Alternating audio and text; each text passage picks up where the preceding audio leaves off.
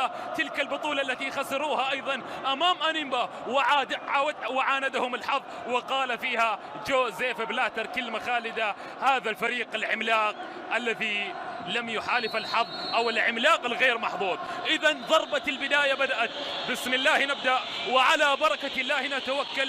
بدأت صافرة الحكم فيكتور نيكويل لسهرة رمضانية كروية كل يطلب ود العروس الأفريقية فيها. المجموعة الثانية الزمالك في الصدارة 5 نقاط، اتحاد الجزائر ب4 نقاط، أهلي طرابلس 4، ويونايتد ب3 نقاط. هنا انطلاقة من البداية لصالح فريق نادي الزمالك الضيف في مباراة اليوم. يكرم الضيف. نبدأ بتشكيلة الزمالك: أحمد الشناوي في حراسة المرمى، خط الدفاع من اليسار إلى اليمين محمد ناصف، علي جبر باحث عن باسم مرسي، تصل مباشرة معروف يوسف، معروف يلعب الكرة إلى محمد ناصف يلعب الكرة في الأمام لستانلي، تمريرة يا سلام بصورة ممتازة، وهنا العرضية ومرت إلى شيكا بمهارة، والعرضية وينك يا حاسم، وينك يا. بدأت للزمالك للضيف والرد مباشرة كاد أن يأتي. شوف الكرة الحاضرة أمامنا، شيكا هادي ورايق لعب العرضية، ولكن مرت عليك يا حاسم، وليس له من الحسم نصيبا في المرة الماضية لباسم مرسي. الكرة إلى ركلة ركنية لصالح اتحاد الجزائر، والعرضية داخل منطقة الجزاء، وهنا الرأسية ولكن تمر مباشرة وتصل إلى قدور بن الجلالي يتقدم للأمام، والعرضية رأسية. وقلنا يا جماعة، قلنا واحدة بواحدة وردا برد، كرة عرضية بالمسطرة والقلم، والرأسية بعد ذلك تأتي، ولكن وين؟ إلى خارج أرضية الملعب. مباراة تبدأ هجومية بنوايا هجومية، تنثر هجماتها من البداية، ويا دوب في 6 دقائق وهجمات تتوالى، مرة للزمالك والرد يأتي لاتحاد الجزائر. تألق كان لزيماموش، ولكن ولا يتمنى السيد أسيو إلا أن يرد نظرة إلا وهو مبلل في الفرح أو بهدف أول. كرة ملعوبة تلعب في منتصف الملعب، كان للسيد إيناسي أو باول بوت، تمريرة معروف يوسف، تويتو اسمراني في الأمام بين معروف وبين ستانلي، تغيير اتجاه اللعب، تصل لشيكابالا، وينك يا شيكا، العرضية شيكابالا، والكرة مع محمد تابع المباريات، وأنا لي وقفة مع هذا الأمر للأمانة. بعض الأحيان لدينا هذه الهجمة نكمل، لأن واحدة من الأمور الهامة الكرة العرضية، ومباشرة إبعاد يأتي أمامنا عن طريق محمود حمدي، معروف يوسف يبعد الكرة، وهنا التسديدة وإلى حارس المرمى أحمد الشناوي. البعض اعتبر هذا الأمر عدم وطنية عندما صرح بأنه لم يتابع مباريات المنتخب المصري، ولكن في علم النفس الرياضي هناك سلوكيات اللاعبين تختلف من لاعب إلى لاعب. بعض الأحيان الألفاظ لا تعب، يلعبها لستانلي، هنا المساحة التي يبحث عنها ستانلي يبحث عن التقدم، ستانلي وين المهارة يا ستانلي، والبينية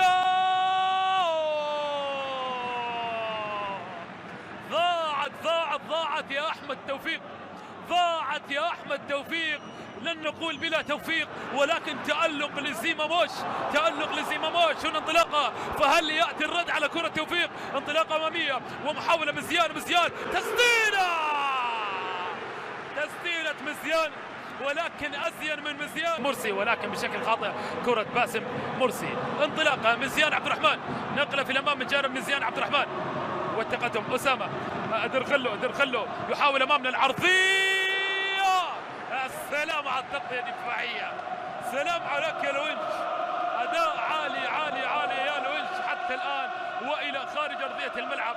أسامة درخلو حاول فيها الكرة إلى ركلة ركنية، مختار بن موسى المتخصص في الكرات الثابتة أمامنا في التنفيذ، عرضية من بن موسى ورأسية تبعد مباشرة، تصل هنا مزيان، تمريرة من جانب مزيان، ربيع مفتاح العرضية عالية، وكرة ملعوبة، هنا الاستلام أمامنا، والكرة العرضية مجددا، والرأسية، ولكن تبعد مباشرة من دفاع الزمالك. كلام للأمانة، لا يوجد كلام يستوعب روعة هذا المنظر، منظر لا يوجد بيان في اللسان. هذا المنظر الجميل لجماهير اتحاد الجزائر التي حضرت قبل ساعات وساعات من بداية هذه المباراة، وأجمل ما فيها وهي التحية التي وجدناها. محاولة التقدم للأمام، مختار بن موسى يلعب الكرة والرأسية، ولكن تدخل وارتقاء جماعي في اللقطة الماضية. تعود لصالح اتحاد الجزائر، الكرة العرضية داخل منطقة الجزاء وإلى خارج أرضية الملعب، إلى خارج أرضية الملعب. لا سبيل للمرمى حتى الآن، لا سبيل، وكلا الفريقين ينادي المرمى: كيف السبيل إلى وصالك دلني، كيف السبيل إلى وصالك دلني. حتى الآن بيت القصيدة الذي يقال للشباك قال فيها ركلة ركنية. شوف هنا بالإعادة، أعتقد نعم كان فيها لمسة يد، كان فيها لمسة يد نعم، واحتسبها، نعم احتسبها لمسة يد إذن لفريق اتحاد الجزائر. وهذا اللاعب الذي تحدثنا عنه هو المتخصص، هو المتعاهد في تنفيذ الكرات الثابتة، قدمه تعرف درب المرمى. وآخر فكرة لهدف منها حصل فريق على بطولة الكأس أمام المولودية على مرمى فوزي شوشي بهدف أحرزه هذا اللاعب. إذن يطالع المرمى، يغازل الشباك، بل يتوسل للشباك، وعسى أن تستجيب له في لحظات أخيرة من جانب مختار بن موسى. ننتظر ونترقب هذه اللعبة. مختار بن موسى يلعب العرضية ورأسية وفي الجول.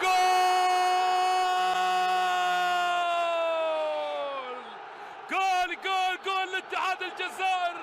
نعم أيوب مختار بن موسى توسل للشباك، فكان الرد الشباك بهدف أول وفرحة أولى تنفض مدرجات ملعب المباراة. بعدما جماعة مباراة لو يأتي فيها هدف تتغير ملامحها. شوف العرضية الرأسية في المتابعة، وبعد ذلك المعانقة للشباك، والهدف الأول لأصحاب الدار بعد أن طال إكرام الضيوف، طالت، ولكن أخيرا فريق اتحاد الجزائر يكرم الضيف الكبير بهدف أول وتابع رأسية في المرمى مباشرة. كل الكرات الثابتة في مثل هذه المباريات بمثابة فرصة، بمثابة فرصة. وهنا إلى داخل أرضية الملعب بعدما خرج اللاعب. أما هنا محاولة ملعوبة، شيكا يبحث عن كرة رأسية بل عن الرد. الزمالك الكرة ملعوبة وتسديدة والكرة إلى خارج أرضية الملعب. أعتقد هذا الهدف سيستفز الزمالك للتقدم للأمام، لأنه الزمالك متحفظ دفاعيا، متحفظ يعني، ولكن الآن يأتي الاستفزاز بهذا الهدف. هنا المحاولة للتقدم والانطلاقة مباشرة. يا سلام على المرور وداخل منطقة الجزاء، العرضية والتغطية من جانب طارق حامد والمتابعة، ولكن الكرة مع الشناوي. يجد هدفا يأتي للزمالك. شيكا بالا، الكرة العرضية رأسية وإلى خارج أرضية الملعب إلى منتصف الملعب. طارق حامد يلعب الكرة تغيير اتجاه اللعب. ستانلي يبحث عن التقدم إلى باسم مرسي مستخلصة من أمام باسم. تعود لأمير سعيود يلعب الكرة بمهارة، والكرة ماشية وين سعيود، مر رفات وتقدم سعيود تمريرة والعرضية.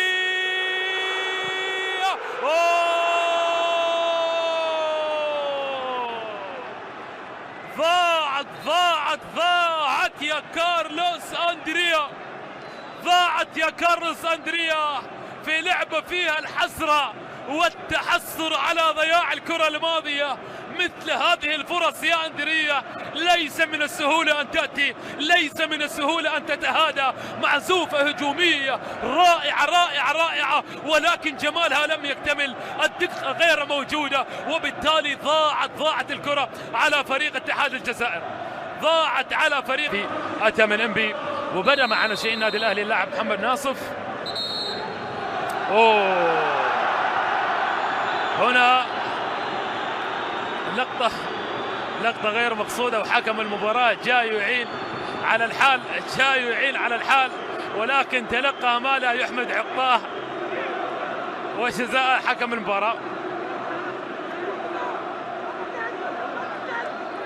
مثل ما فعل خير ما فعل حكم المباراة في مثل هذه الاتهامات وردود الفعل القوية، لابد التدخل بسرعة وابعاد اللاعبين عن بعضهم البعض لكي لا يتطور الأمر. خير ما فعل حكم المباراة.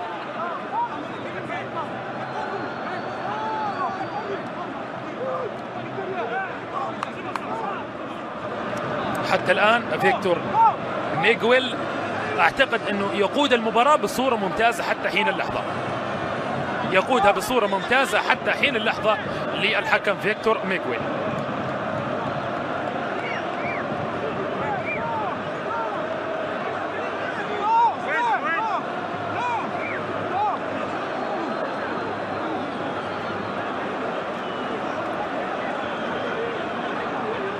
وهنا من خلال المشاورة من الممكن المساعد الرابع أن يلقي للحكم ببعض الأوامر التي لم يراها الحكم. ما القرار للسيد فيكتور ميغويل؟ بعض اللقطات اللي تكون من الكواليس. طارق حامد لديه بطاقة صفراء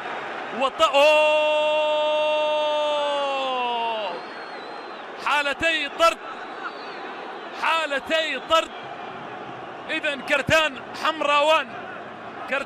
حمراوان على كل من أمير سعيود وعلى طارق حامد. وللأمانة كلا الفريقين يفقد لاعبين مؤثرين، أمير سعيود في الجانب الهجومي وطارق حامد اللي من وجهة نظري شايل وسط الملعب للزمالك، شايل وسط الملعب الدفاعي للزمالك. إذن إلى خارج أرضية الملعب. نعم، لعبة أتت من خلف الكواليس وحالتي طرد مباشرة.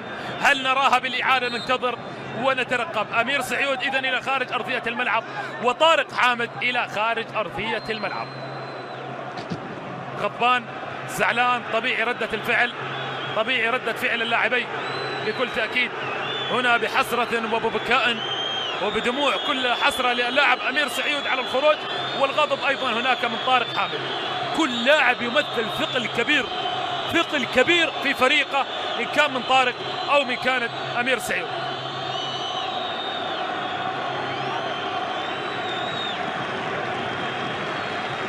شوف هنا بالإعادة هذه اللقطة، هذا التدخل تدخل قاسي وتدخل قوي، وهنا ردة الفعل التي أتت بقوة ومن غير كرة، الدفعة اللي كانت موجودة، وبالتالي حالة الطرد. نعم حالة الطرد، حتى الحكم ما سلم من ردة فعله، حتى الحكم ما سلم من ردة الفعل، وبالتالي كرتان حمراوان يخرج هما فيكتور ميغويل.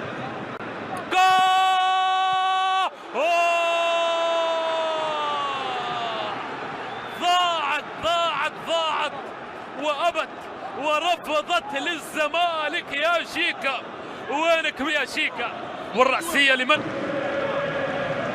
شوفون الكرة العرضية، أخطر لعبات الزمالك التي أتت أمامنا الإبعاد، روضها الشيكابالا، ناظر المرمى، طالع على المرمى، كانت أن تبحث عن الشباك ولكن يرفضها المتألق مختار بن يونس ويبعدها عن مرماه، يبعدها عن مرماه في أخطر المحاولات لنادي الزمالك.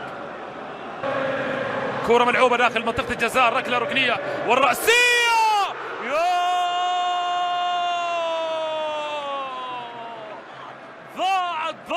ضاعت.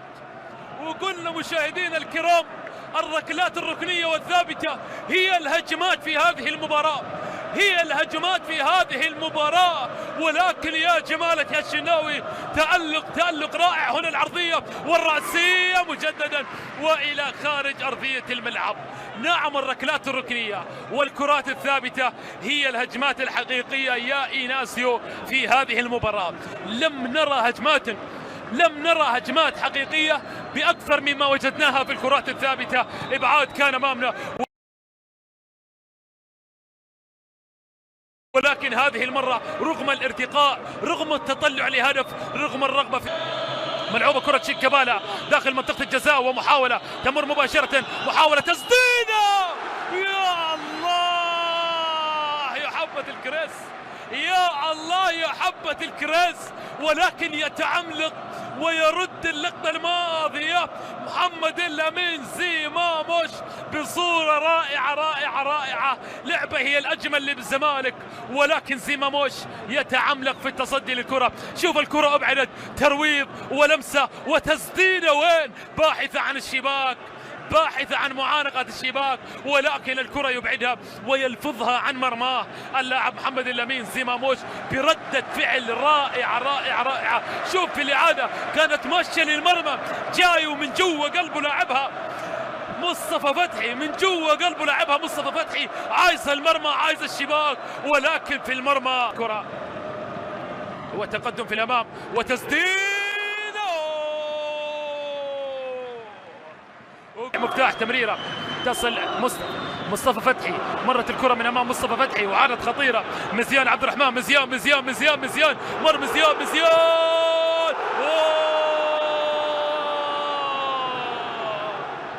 كاد ان يكون هدف مزيان، وكاد ان يكون لك من اسمك نصيب يا مزيان، كاد ان يكون لك من اسمك نصيب يا مزيان. عمل الصعب وعمل المستحيل، ولكن اللمسة الأخيرة ضائجة عن المرمى، بعيدة عن المرمى يا مزيان. كرة ملعوبة تعود لمنتصف الملعب، شيكابالا نقلة في الأمام يلعبها للخطير مصطفى، يحاول أمامنا مصطفى فتحي يبحث عن التقدم، مصطفى يبحث عن المرور، مصطفى هل يمر؟ محاولة لتمريره، مر يا سلام مصطفى فتحي وتسديدة. يا الله عليك يا الله عليك يا مصطفى فتحي ويا زيم. ضاعت يا أحمد توفيق، ضاعت يا أحمد توفيق، لن نقول بلا توفيق ولكن تألق لزيماموش، هنا انطلاقة، فهل يأتي الرد على كرة توفيق؟ انطلاقة أمامية ومحاولة مزيان تسديدة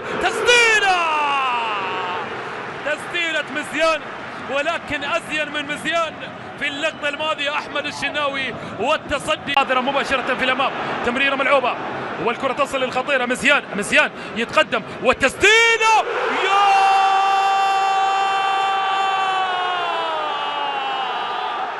يا للجمال يا مزيان، يا للجمال يا مزيان، هدف مزيان من لاعب مزيان، من لمسة مزيان لجمهور مزيان، كورة ما أجملها، وهذه المرة تنفض شباك الشناوي، ومزيان قال للشناوي صعبة عليك يا الشناوي. يا للجمال على هذا الهدف، أوراق هذه المجموعة تنقلب، أوراق هذه المجموعة. ملعوب الكرة، أعتقد أنه مدرب الزمالك تحفظ بزيادة عن اللزوم. هنا الانطلاقة في الأمام والكرة ملعوبة، محاولة لتسديده وإلى خارج أرضية الملعب، تحفظ بزيادة عن اللزوم مدرب الزمالك. أي نعم نقدر أنك تلعب خارج ديارك وخارج أرضك وتبحث عن التعادل بكل تأكيد وتأمين حالك، ولكن مصطفى يحاول أمامنا، تلعب إلى معروف يوسف، معروف يحاول مر وفات. يا سلام يا معروف، وين العرضية؟ معروف والرأسية وين؟ هنا المحاولة لكرة رأسية ولكن مرت، والهجمة المرتدة، وهنا الانطلاقة الحمراء لصالح فريق اتحاد الجزائر. تمريرة ملعوبة ومحاولة ولكن تبعد بعد ذلك وتصل إلى منتصف الملعب، تصل مباشرة إلى منتصف الملعب. نقلة هنا أمامنا، تمريرة، نقلة أمامية وداخل منطقة الجزاء، محاولة التقدم، وهنا محاولة يا سلام والعرضية، ومرت زيري همار البديل. كرة خطيرة ومهارة رائعة كانت موجودة أمامنا. مرت بعد ذلك الكرة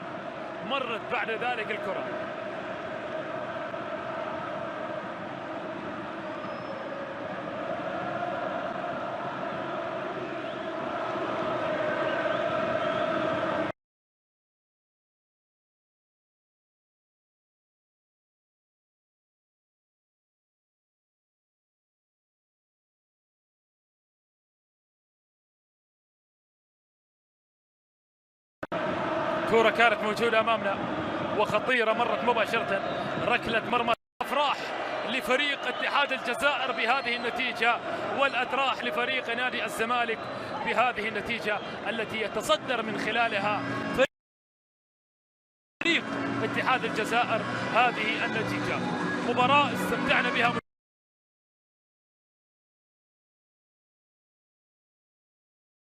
مشاهدينا الكرام. أعتقد أن الزمالك لم يقدم مستواه المعهود الذي اعتدنا أن نراه عليه من خلال هذه المباراة. فريق اتحاد الجزائر